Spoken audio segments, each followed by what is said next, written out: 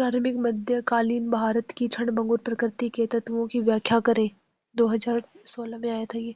प्रारंभिक मध्यकालीन भारत ने कई परिवर्तन देखे जो राजनीतिक, अर्थव्यवस्था, समाज, संस्कृति आदि में परिलक्षित होते हैं। राजनीति में बदलाव, क्षेत्रीय राज्यों के विकास और चिन्हित राजनीति का विकेंद्रीकरण, भूमि के नियंत्रण और कब्जे पर आधारित प्रशासनिक संरचना। प्रारंभिक मध्ययुगीन राजनीतिक परिवर्तन का एक प्रमुख संकेतक शाही उपाधियों की प्रकृति में देखा जाता है।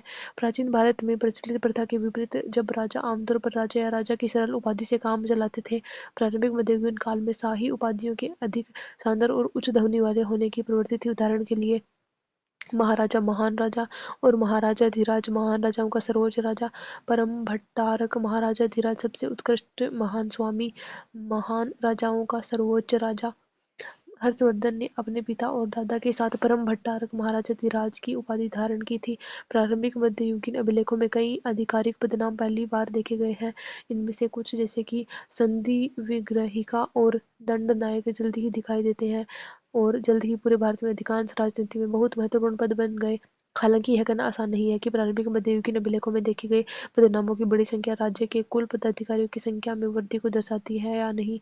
एक बात यह है कि ये पदनाम अलग अलग राज्यों के अभिलेखों से संबंधित है, इसलिए सभी ज्ञात पदाधिकारी एक ही राज्य तंत्र के हिस्से के रूप में काम नहीं करते थे। दूसरी बात यह है कि कई मामलों में हम एक ही व्यक्ति को कई उच्च पदों पर आसीन होते हुए देखते हैं। दरअसल दो आधारों पर यह माना जाता है कि प्रारंभिक मध्यकाल में आधिकारिक पद में कमी आई थी, क्योंकि राज्य ने कई गतिविधियों से खुद को अलग करना शुरू कर दिया था। एक है भूमि अनुदान की प्रथा और दूसरा है प्रशासन में स्थानीय स्वायत्तता।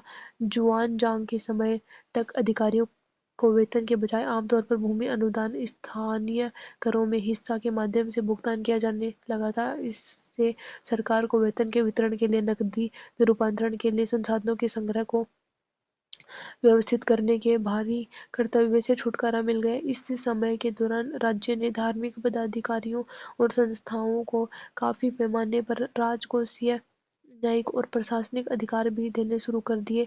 सुदूर दक्षिण में 8वीं शताब्दी के अंत और 9वीं शताब्दी के प्रारंभ में स्थानीय स्वायत्त सभाएं और सभा नगरम उभरी। अर्थव्यवस्था में बदलाव, भारतीय इतिहास में प्रारंभिक मध्यकाल में खेती का विकास और भूमि अनुदान के माध्यम से भूमि संबंधों का संगठन हुआ। ये अनुदान ईसाई युग की शुरुआत में शुरू हुए और 12वीं शताब्दी के अंत तक लगभग पूरे उपमहाद्वीप में फैल गए। जो एक छोटी सी धारा के रूप में शुरू हुआ, वह एक शक्तिशाली धारा बन गया। चौथी शताब्दी से ब्राह्मणों को भूमि अनुदान के माध्यम से ब्रह्मदेय और अग्रहार बस्तियों की स्थापना के साथ कृषि विस्तार शुरू हुआ, जिसने बाद की शताब्दियों में एक समान और सार्वभौमिक रूप से प्राप्त कर लिया। 8वीं और 12वीं शताब्दियों के बीच की अवधि में इस विस्तार की प्रक्रिया देखी गई और धार्मिक और धर्मनिरपेक्ष लाभार्थियों अर्थात ब्राह्मणों, मंदिरों और राजा की सरकार के अधिकारियों को भूमि अनुदान पर आधारित कृषि संगठन की परिणति हुई। हालांकि भौगोलिक और पारिस्थितिक कारकों के कारण इस विकास में क्षेत्रीय भिन्नताएं हैं। शहरीकरण, प्रारंभिक मध्यकाल में नगरों की संख्या कम थी तथा आकार भी छोटा था। डी.डी. गोस्वामी ने दर्शाया कि राजधानी भी एक गतिशील शिविर शहर थी। आर. शर्मा ने भी शहरी क्षय का सिद्धांत प्रस्तुत किया। उच्च शासक वर्ग सेना के साथ एक स्थान से दूसरे स्थान पर घूमता रहा, जबकि निम्न शासक वर्ग लगभग पूरी तरह से ग्रामीण था। इस अवधि के पहले चरण 700 से 900 ईस्वी में कई शहरों का क्षय और वीरान होना देखा गया, जो सुस्त व्यापार के साक्ष्य थे। सोने और चांदी की मुद्राओं का लगभग पूरी तरह से गायब हो जाना और उस अवधि के भारतीय सिक्का भंडारों में विदेशी सिक्कों का लगभग पूर्ण रूप से न होना इस बात का संकेत देता है कि विदेशी व्यापार बहुत कम स्तर पर था।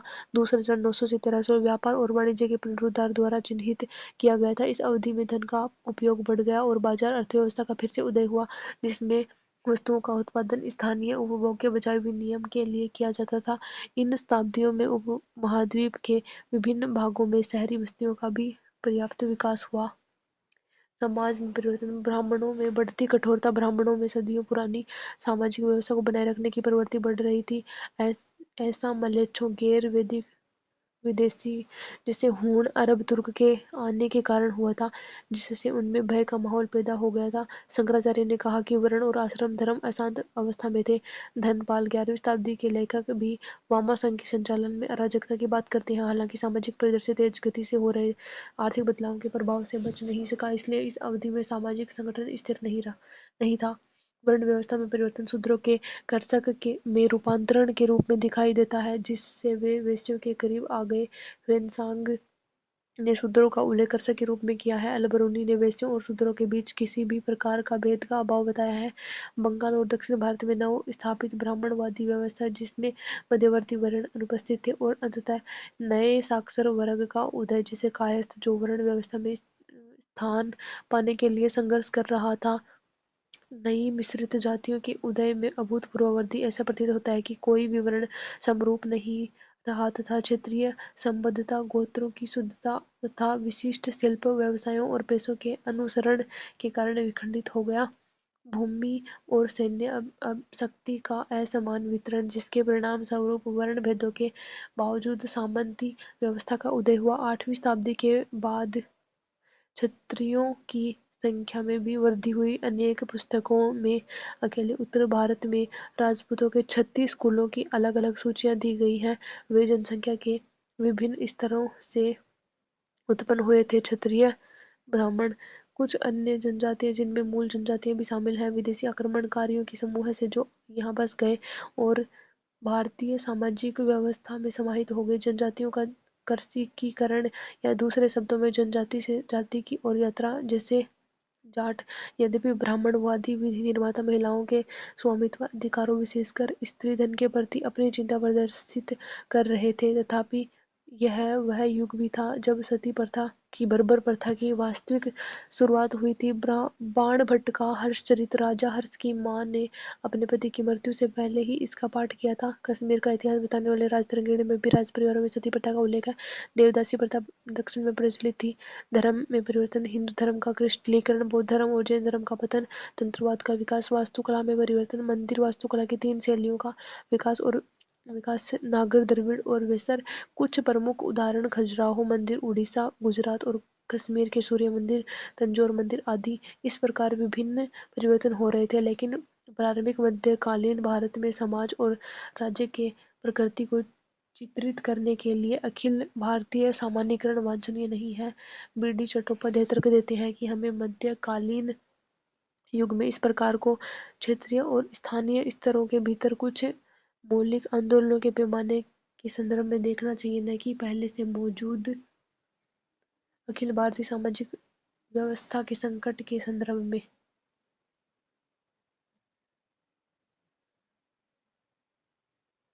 हर्ष की मृत्यु से लेकर उत्तर भारत पर मुस्लिम विजय तक उत्तरी और मध्य भारत के समाज का विवरण दीजिए।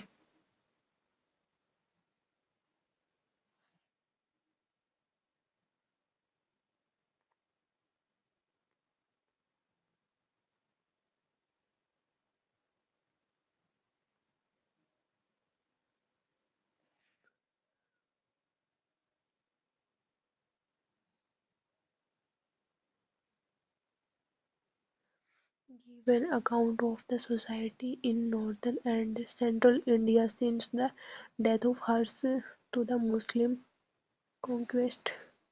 समाज का जाति व्यवस्था में विभाजन। प्राचीन काल से ही भारतीय समाज 4 पदानुक्रमिक जातियों में विभाजित था, जिनके अपने विशेषाधिकार और अक्षमताएं थीं। 4 प्रमुख जातियां थीं: ब्राह्मण, क्षत्रिय, वैश्य, शूद्र। समाज की जातियों और उपजातियों में विभाजन ने समाज के विभिन्न वर्गों के बीच तीव्र मतभेद पैदा कर दिए थे। इससे समाज कमजोर हो गया था। ब्राह्मणों और क्षत्रियों को समाज में सर्वोच्च सम्मान प्राप्त था, जबकि शूद्रों और चंडालों की स्थिति पहले से भी बदतर हो गई थी। उस समय के स्मृति लेखकों ने ब्राह्मणों को दिए जाने वाले विशेष अधिकारों को बढ़ा चढ़ाकर बताया था। दूसरी ओर शूद्रों को कठोर सामाजिक और धार्मिक प्रतिबंधों का सामना करना पड़ा था। पारंपरिक 4 जातियों के अलावा अत्यंत कहलाने वाले लोगों का एक बड़ा वर्ग था। शिकारी, बुनकर, मछुआरे, मोची और ऐसे व्यवसायों में लगे अन्य लोग इस वर्ग के थे। ये शूद्रों से भी नीचे की स्थिति में थे। सामाजिक स्थिति में इससे भी नीचे हाथी, डोम, चांडाल आदि थे। मृत मवेशियों को उठाने, मृत लोगों का दाह संस्कार करना और मेला ढोने आदि जैसे काम करते थे। उन्हें शहरों और गांवों से बाहर निकालने के लिए मजबूर किया जाता था, उन्हें बहिष्कृत और अछूत माना जाता था। समय बीतने के साथ जाति व्यवस्था बहुत कठोर हो गई थी।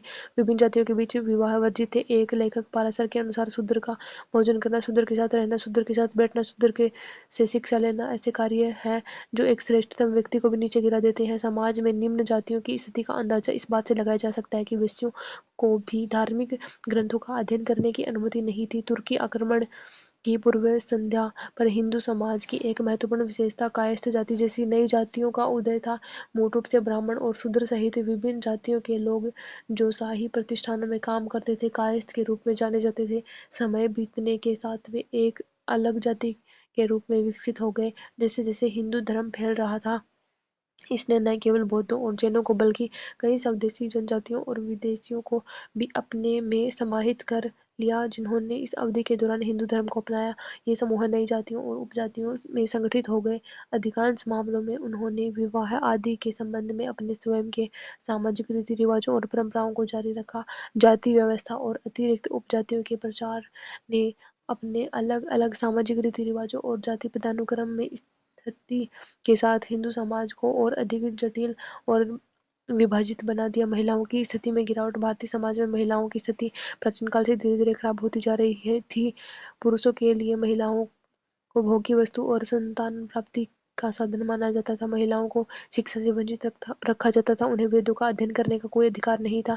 बाल विवाह एक आम प्रथा थी। स्मृति लेखकों ने निर्धारित किया कि लड़कियों का विवाह उनके माता पिता द्वारा 6 से 8 वर्ष की आयु के बीच या उनके 8वें वर्ष से यौवन प्राप्त करने के बीच कर दिया जाना चाहिए। सामान्य तौर पर विधवाओं के पुनर्विवाह की अनुमति नहीं थी। चूंकि महिलाओं पर भरोसा नहीं किया जाता था, इसलिए उन्हें एकांत में रखा जाता था और उनके जीवन को पिता, भाई, पति और बेटे जैसे पुरुष संबंधों द्वारा नियंत्रित किया जाता था।